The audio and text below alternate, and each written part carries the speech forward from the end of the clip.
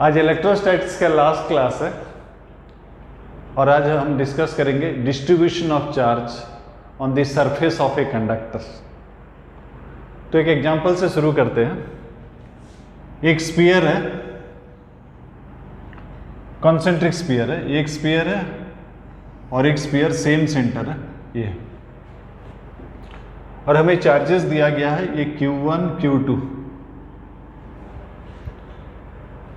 तो पूछा गया है कि ये भी हॉलो स्फीयर है, ये भी हॉलो स्फीयर। हमें पूछा गया कि जो चार सरफेस है, एक surface inner surface, outer surface, inner surface, outer surface, ये चारों सरफेसेस में चार्जेस क्या क्या रहेंगे।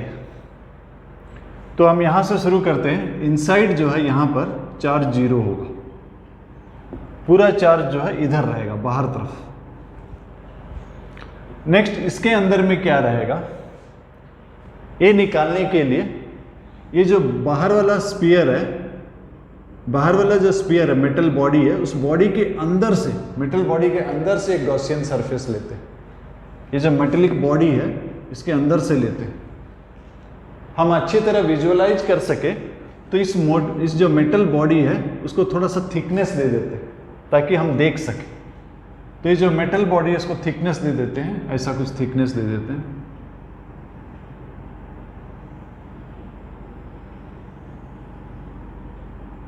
यहां पर हमारे पास चार्ज Q2 था और ये मेटल बॉडी को हमने थिकनेस दे दिया,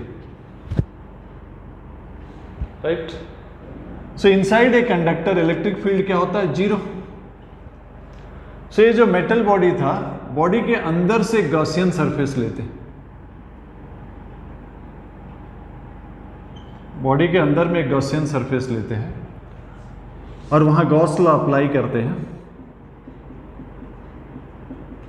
गॉस लॉ क्या है, total flux equal to E dot ds equal to Q enclosed by epsilon not. तो मेटल बॉडी के अंदर में इलेक्ट्रिक फील्ड जीरो होता है और जीरो का इंटीग्रेशन क्या होगा, zero. So Q enclosed by epsilon not. So Q enclosed जो है जीरो हो जाएगा। सो ये जो गॉसियन सरफेस है इसके अंदर में नेट चार्ज जीरो, लेकिन यहां तो चार्ज Q1 है और नेट चार्ज अगर जीरो है मतलब यहां माइनस Q1 होगा। लेकिन बाहर वाला स्फीयर में तो टोटल चार्ज Q2 था, चार्ज तो कंजर्व होता है। तो अगर यहां Q2 था, यहां माइनस Q1 है, तो यहां कितना हो जाएगा, Q2 प्लस Q1। सो एक काम करते हैं, नेक्स्ट 3 ठो स्फीयर ले लेते हैं। एक बात और है, ये होलो स्फीयर था, अगर एक होलो नहीं रह के सॉलिड रहता तब भी कोई फर्क नहीं पड़ता, चार्ज तो सिर्फ बाहर में रहना है। तो ये होलो हो या सॉलिड हो फर्क नहीं पड़ता। नेक्स्ट हम 3 स्फीयर ले लेते हैं। 3 स्फीयर ले लेते हैं, 1 2 3। शेप पे मत जाइए। Charge suppose Q1 Q2 Q3 और हमें पूछा गया कि चार्ज डिस्ट्रीब्यूशन सरफेसेस पे क्या क्या होगा। तो उसी तरह का आर्गुमेंट करेंगे। ये अंदर साइड जीरो, इधर Q1, ये मेटल के बॉडी के अंदर से गॉसियन सरफेस ले लेंगे, चार्ज एनक्लोज जीरो हो जाएगा, मतलब ये Q1 है तो यहाँ माइनस Q1 हो जाएगा। लेकिन इसमें तो टोटल चार्ज Q2 था, तो अंदर में अगर माइनस Q1 है तो बाहर साइड में हो जाएगा Q2 प्लस Q1। नेक्स्ट ये जो स्फीयर है इसके मेटल के अंदर से गॉसियन सरफेस ले लेते हैं। मेटल के अंदर में इलेक्ट्रिक फील्ड जीरो होता है तो E डॉट ds भी जीरो होगा, यानी कि चार्ज एनक्लोज जीरो होगा। तो अंदर में सभी जगह चार्ज जीरो होगा, मतलब यहाँ Q1 है, यहाँ Q2 है। सो यहाँ पर माइनस Q1 माइनस Q2 होगा, नेट चार्ज जीरो होना चाहिए। तो बाहर में कितना आ जाएगा, Q3 plus Q1 plus Q2। ठीक, इसको एक न्यूमेरिकल ले लेते हैं। न्यूमेरिकल ले लेते हैं, सपोज ये रेडियस है R, ये रेडियस R है, ये 2R है और ये 3R। यहाँ मान लेते हैं चार्ज जो है 2Q है, यहाँ -5Q है और यहाँ 7Q। ऐसा कुछ दिया गया और हमें पूछा गया है कि find charge on each surface. So यहाँ T2Q है तो यहाँ उसका यहाँ +2Q है तो यहाँ -2Q होगा, लेकिन टोटल चार्ज क्या था -5Q। सो यहाँ अगर -2Q है तो यहाँ -7Q हो जाएगा। मैं गलत कह गया हूँ, -5Q मतलब यहाँ -3Q होगा, क्योंकि टोटल चार्ज कांस्टेंट रहता है, this plus this equal to this one. अब यहाँ पर कितना चार्ज होगा, यहाँ पर हमारे पास 2Q था, यहाँ -5Q, so total charge enclose कितना था -3Q। तो इसका पास इधर कितना होना चाहिए +3Q, लेकिन हमारे पास तो टोटल चार्ज कितना था 7Q। अंदर साइड अगर 3Q आ गया तो बाहर साइड कितना रहेगा 4Q। ये है चार्ज डिस्ट्रीब्यूशन। इसी क्वेश्चन को आगे बढ़ाते हैं। सपोज ये मिडिल वाला जो स्फीयर था उसको अर्थ कर देते हैं, तो अब चार्ज डिस्ट्रीब्यूशन क्या होगा। सो अर्थ मतलब दो बात हो गया, एक जिस चीज के साथ हम कनेक्ट कर रहे हो वो एक इनफाइनाइट बॉडी है जिसके पास इनफाइनाइट चार्ज है। जिसके पास अगर इनफाइनाइट चार्ज है तो ये जो शुरू का चार्ज है इसका कोई मतलब नहीं रहता, इसका कोई मतलब नहीं रहता, क्योंकि आप एक ऐसा बॉडी को कनेक्ट किए जिसके पास इनफाइनाइट चार्ज। दूसरी बात, दो कंडक्टर को जब आप ज्वाइन करते हैं तो पोटेंशियल सेम हो जाता है। अर्थ एक इनफाइनाइट बॉडी है तो अर्थ का पोटेंशियल जो है 0 होगा, तो इसका मतलब ये जो सेकंड स्फीयर है इसका पोटेंशियल 0 हो जाएगा। तो सेकंड स्फीयर में मान लेते हैं चार्जेज इंड्यूस हुआ Q प्राइम। अब एज ए होल लेते हैं, एज ए होल लेते हैं। सो सेकंड स्फीयर में चार्ज इंड्यूस हुआ Q प्राइम, तो इसका पोटेंशियल इस स्फीयर के लिए ये पॉइंट बाहर है और बाहर के लिए डिस्टेंस हम सेंटर से लेते हैं, कितना होगा 2Q/4πε0 2R। चार्ज इसमें है मान लेते हैं Q प्राइम बाई 4πε0 2R। और बाहर वाला स्फीयर के लिए ये अंदर है, अंदर में सभी जगह potential same as on the surface होता है। सरफेस कितना है 3R, R कैपिटल है, ज़्यादा फर्क नहीं पड़ता है, बट स्टिल जो दिया गया है उसे लेना चाहिए। सो एलसीएम ले लेते हैं, 3 2 6 एलसीएम जाएगा। सो 3 × 2 6Q, 3Q प्राइम, यहाँ 2 आ जाएगा, 2 × 7 14Q equal to 0। So Q prime हो जाएगा 16 + 4 20Q/3। ये चार्ज आ गया। अब इंडिविजुअल सरफेस में कितना है, यहाँ 2Q है तो यहाँ हो जाएगा -2Q, लेकिन इसमें टोटल चार्ज तो इतना था, तो बाहर में कितना हो जाएगा, बाहर में हो जाएगा आपका टोटल चार्ज इतना होना चाहिए। सो 20Q/3 + 2Q, यानी कि कितना हो गया 26Q/3। सो यहाँ पर -26Q/3 हो जाएगा, क्योंकि ये दोनों मिलके तो 0 हो गया था। अब ये जो चार्ज है this is the charge enclosed, उसका ऑपोजिट होना चाहिए, क्योंकि अंदर से अगर गॉसियन सरफेस लेंगे तो नेट चार्ज जो है अंदर में 0 होगा। सो बाहर साइड में कितना होगा 7Q + 26Q/3, 47Q/3। सो ये रहा चार्ज डिस्ट्रीब्यूशन। यहाँ एक एडिशनल कॉन्सेप्ट था, अर्थिंग वाला कॉन्सेप्ट। जब आप अर्थ करते हैं दो बात याद रखिए, इनिशियल चार्ज का कोई मतलब नहीं रहता है।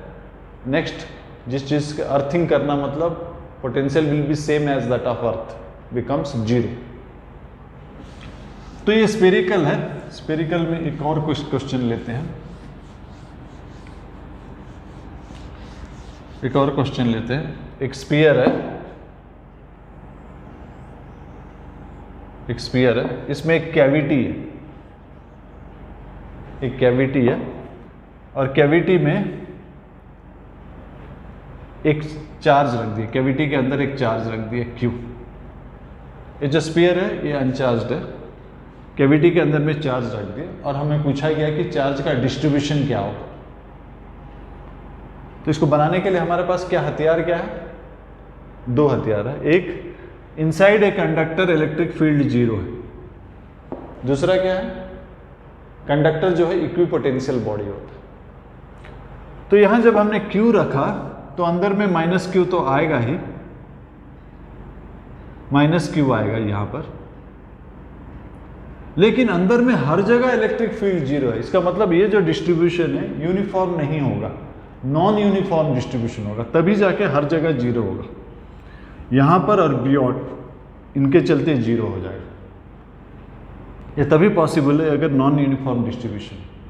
तो यहां और बियॉन्ड जीरो है, इसका मतलब बाहर में कितना चार्ज आएगा, ये जो है अनचार्ज था, यहां अगर माइनस Q आया तो यहां प्लस Q आया। सो ये नॉन यूनिफॉर्म डिस्ट्रीब्यूशन है, लेकिन बाहर में यूनिफॉर्म डिस्ट्रीब्यूशन होगा ताकि अंदर में, उसके चलते भी अंदर में सब जगह जीरो। सो बाहर में जो प्लस Q है वो यूनिफॉर्म होगा, राइट। अब अगर सेंटर से किसी भी एक पॉइंट पर आपको इलेक्ट्रिक फील्ड निकालना है, इस पॉइंट पर से R पर, तो आपको क्वेश्चन में ये भी दिया रहता है, ये भी दिया रहता है, और बोलता है कि इस पॉइंट पे फील्ड निकालिए।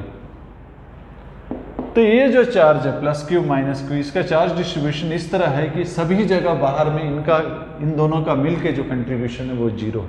इसका मतलब फील्ड जो है, नेट फील्ड वहां पर सिर्फ इसके लिए हो जाएगा, यानी कि Q/4πε0 R², ये होगा। तो ये था स्फेरिकल बॉडीज हमने लिया। अब एक प्लैनर बॉडी लेते हैं, कंडक्टिंग ही लेते हैं। सो दो कंडक्टर्स है, लॉन्ग कंडक्टर्स है, इनफाइनाइटली लॉन्ग कंडक्टर्स है, कंडक्टिंग प्लेट्स, दो इनफाइनाइटली लॉन्ग कंडक्टिंग प्लेट्स है, placed close to each other. इसमें चार्ज हमें दे दिया गया Q1, इसमें चार्ज दे दिया गया Q2। ये जो डायमेंशंस है नेग्लिजिबल है compare to the length, compare to जो सरफेस है उस सरफेस के कंपेयर में डायमेंशंस नेग्लिजिबल। और हमें कहा गया कि ये जो चार सरफेस है, 1 2 3 4, ये चारों सरफेसेस में चार्ज कितना होगा निकालिए। तो वही हम करेंगे। हमारे पास जो हम जिसको यूज कर सकते हैं वो ये है कि इलेक्ट्रिक फील्ड जीरो। तो मान लेते हैं कि यहाँ x चार्ज आता है, तो टोटल चार्ज Q1 था, यहाँ Q1 माइनस x हो जाएगा। उसी तरह सपोज यहाँ y आता है तो इस तरफ हो जाएगा Q2 minus y। So electric field अंदर में जीरो होता है, यहाँ पर इलेक्ट्रिक फील्ड जीरो होता है। तो एक गॉसियन सरफेस ले लेते हैं, गॉसियन सरफेस ले लेते हैं, यहाँ पर इलेक्ट्रिक फील्ड जीरो है। अगर हम एंड इफेक्ट्स को नेग्लेक्ट कर देते हैं तो हम उस सरफेस पे से गुजर रहे हैं जहाँ पर इलेक्ट्रिक फील्ड जीरो है। सो इलेक्ट्रिक फील्ड अगर जीरो है तो इसका integration over the surface, surface में एंड पॉइंट्स को अगर हम छोड़ देते हैं, उनका इफेक्ट को छोड़ देते हैं, तो ये जो है जीरो है। तो जिस सरफेस को हम ले रहे हैं वहाँ अगर ये जीरो है तो E dot D S zero होगा। लेकिन ई डॉट डी एस क्या होता है, charge enclosed by epsilon not, ये जीरो हो गया, यानी कि चार्ज इनक्लोज्ड जीरो हो गया। तो इस सरफेस के अंदर कितना चार्ज इनक्लोज्ड है, इधर x है इधर y है, यानी कि x प्लस वाई जीरो है। तो y कितना हो गया, माइनस x। तो यहां का चार्ज इसका जस्ट ऑपोजिट होगा। नेक्स्ट सेम आर्गुमेंट यूज करते हैं कि इलेक्ट्रिक फील्ड अंदर में जीरो होता है। कोई एक पॉइंट ले लेते हैं, तो इस पॉइंट के लिए ये सरफेस जो है लेफ्ट में है, इस पॉइंट के लिए ये सरफेस, ये सरफेस, ये सरफेस तीनों राइट में। कन्वीनियंस के लिए सभी चार्जेस को हम पॉजिटिव ले लेते हैं। तो अगर हम सभी को पॉजिटिव लेते हैं, इसके चलते फील्ड इस तरफ होगा और ये तीनों के चलते फील्ड इस तरफ होगा। फील्ड का formula due to infinite sheet, एक सरफेस में आज अगर चार्ज डेंसिटी सिग्मा है तो फील्ड होता है सिग्मा बाई 2 एप्सिलॉन नॉट। सो इस जगह पर नेट फील्ड जीरो होगा, नेट फील्ड जीरो होगा, यानी कि इसके चलते फील्ड, सबको पॉजिटिव ले रहा हूं, फील्ड होता है सिग्मा, सिग्मा होता है Q by A. So sigma by 2 epsilon not, ये लेफ्ट वाला चार्ज है, बाकी तीनों राइट लेते हैं, x y A2 epsilon not y by A2 epsilon not. इसको हमने पॉजिटिव लिया तो बाकी तीनों को नेगेटिव लेना पड़ेगा। ये नेगेटिव हो जाएगा, ये भी नेगेटिव हो जाएगा, वो भी नेगेटिव हो जाएगा। So charge by area 2 epsilon not equal to 0। So denominator सब में सेम है, वो चला जाएगा। Q1 माइनस एक्स, अभी थोड़ा देर पहले हमने निकाला था y जो है वो -x होता है। सो y की जगह -x डाल दीजिए, प्लस y है यानी कि -x इक्वल टू 0। सो ये +x कट गया। Q1 -x 2x minus Q2 equal to 0। So x कितना निकल गया? Q1 minus Q2 by 2। यहाँ का चार्ज निकल गया Q1 माइनस Q2 बाई 2। यहाँ का चार्ज निकालते हैं। यहाँ का चार्ज कितना है? Q1 माइनस x यानी कि Q1 माइनस दिस 1। सो ये हो गया Q1 प्लस Q2 बाई 2। सो यहाँ हो गया Q1 प्लस Q2 बाई 2, यहाँ हो गया Q1 minus Q2 by 2। y जो है -x, ये वाला आपका है Q1 minus Q2 by 2। y इसका ऑपोजिट है यानी कि Q2 माइनस Q1 बाई 2। यहाँ कितना चार्ज निकला? Q1 plus Q2 by 2। और लास्ट वाला Q2 minus y, Q2 minus y निकाल लीजिए। Q2 माइनस y ये वाला,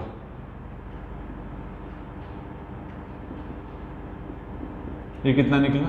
ये भी वही निकला Q1 प्लस Q2 बाई 2। याद रखना आसान है। हमने यहाँ चार्ज Q1 दिया, यहाँ Q2 दिया, तो यहाँ पर टोटल चार्ज बाई 2। तो एक बार आपको टोटल ये मिल जाता है तो बाकी आप कंजर्वेशन ऑफ चार्ज से निकाल लेते हैं। यहाँ टोटल चार्ज बाई 2 है तो यहाँ पर हो जाएगा Q1 माइनस दिस, इसका ऑपोजिट यहाँ आ जाएगा। फिर बाकी यहाँ पर भी Q1 प्लस Q2 बाई 2, दोनों आउटर सरफेस में सेम चार्ज है, टोटल चार्ज बाई 2। ऐसा 2 प्लेट्स रखने पर हुआ क्या? 3 प्लेट्स रखने पर भी ऐसे ही होता है क्या? पूरा बाहर में जो चार्ज है, बाहर का जो 2 सरफेस है, इसमें टोटल चार्ज बाई 2 होता है क्या? चलिए देख लेते हैं।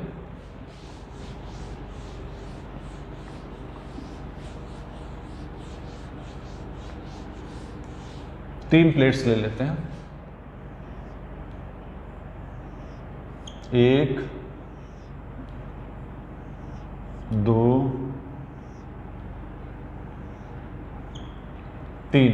इसमें सपोज Q1 है, इसमें Q2 है, इसमें Q3 है। तो चार्ज का डिस्ट्रीब्यूशन क्या है? सपोज यहाँ x है, तो हमने गॉसियन सरफेस लेके प्रूव किया था, यहाँ जो भी चार्ज होगा इसका ऑपोजिट इधर होगा। तो यहाँ x है, यहाँ -x है, तो यहाँ बाकी चार्ज हो जाएगा। यहाँ कितना हो जाएगा? Q2 plus x। तो सेम आर्गूमेंट अगर हम यूज करें, यहाँ जितना चार्ज होगा यहाँ उसका ऑपोजिट होगा, -Q2 प्लस x। तो यहाँ कितना हो जाएगा? यहाँ टोटल चार्ज Q3 था, तो अब यहाँ पर हो जाएगा कितना हो जाएगा? Q3 plus Q2 plus x। और यहाँ x था तो यहाँ पर हो जाएगा Q1 माइनस x। तो हमने क्या यूज किया? यहाँ जितना चार्ज होगा उसका ऑपोजिट फेस में जस्ट उसका चार्ज का वैल्यू सेम होगा, साइन ऑपोजिट होगा। दूसरा पॉइंट था इलेक्ट्रिक फील्ड इनसाइड जो है 0 होता है। इस पॉइंट के लिए ये वाला सरफेस लेफ्ट में है, बाकी जो पांचों सरफेस राइट में। तो इसके चलते अगर हम इस तरफ लेते हैं, बाकी पांचों के लिए इस तरफ हो लेते हैं, यानी कि नेगेटिव लेंगे। तो फील्ड क्या होता है? Sigma by 2 epsilon not. Sigma मतलब Q1 minus x, charge by a, charge by a sigma हो गया बाई 2 एप्सिलॉन नॉट। पिछले बार हम देखा था डिनोमिनेटर सब जगह सेम है, तो डिनोमिनेटर लिखने का जरूरत नहीं, आप एलसीएम लेंगे तो वो राइट साइड जाएगा, 0 हो जाएगा। सो खाली न्यूमरेटर लिखते हैं। ये एक ही चार्ज जो है लेफ्ट में है, एक ही फेस लेफ्ट में, बाकी पांचों फेस राइट में, तो पांचों का माइनस लेंगे। ये लेफ्ट में था, बाकी पांचों का माइनस लेंगे। x minus x plus Q2 plus x minus Q2 plus x, और लास्ट वाला